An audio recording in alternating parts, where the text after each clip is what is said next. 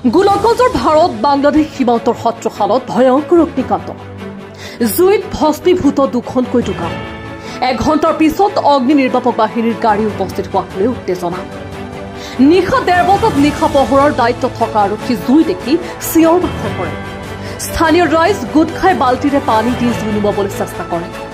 খবৰ দিয়া হয় অগ্নি নিৰ্বাপক বাহিনী ইপিনে আমজাদ আলীৰ কাপোৰৰ দোকানৰ পৰা জুই আব্দুল জলিলৰ খাৰৰ দোকানত লাগে ৰাইজে বহু কষ্ট কৰি জুই নিয়ন্ত্ৰণ কৰে ৰক্ষা পৰে সৃষ্টিৰ ৰায়ৰ ঘৰ এঘণ্টাৰ পিছত জুই নিয়ন্ত্ৰণৰ পিছত উপস্থিত হয় অগ্নি নিৰ্বাপক বাহিনী জুইৰ সূত্ৰপাতৰ কাৰণ জানিব পৰা নাই ১৫-২০ লাখ টকাৰ সা সামগ্ৰী ভস্মীভূত হোৱাৰ সন্দেহ কৰা হৈছে আগমনিৰ পৰা ৰাকেশ দেৱৰায়ৰ ৰিপৰ্ট প্ৰতিদিন লাইভ কেনেকে লাগিছে ক'ত লাগিল জুই কেনেকে লাগিছে ১:৩০মান বজাত ইয়াতে আমি গম পাওঁ ৰাতি আমি টোপনিত আছিলোঁ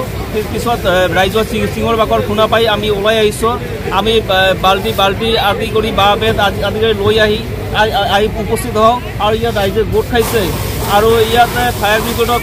তৎক্ষণাত ফোন কৰা হৈছে তাৰপিছত আগমনি থানাত ফোন কৰা হৈছে আগমনি আৰক্ষী চকীৰ পৰা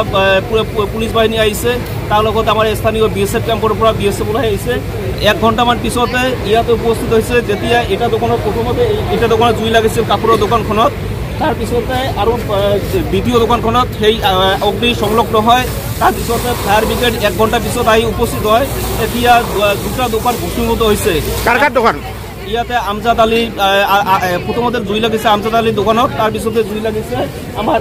মুন্সী বুলি কয় আমাৰ স্থানীয় মানুহে জলিল মুন্সী তাৰ দোকানত সাৰৰ দোকানত জুই লাগিছে তাৰপিছতে স্থানীয় ৰাইজে যেতিয়া বাল্টি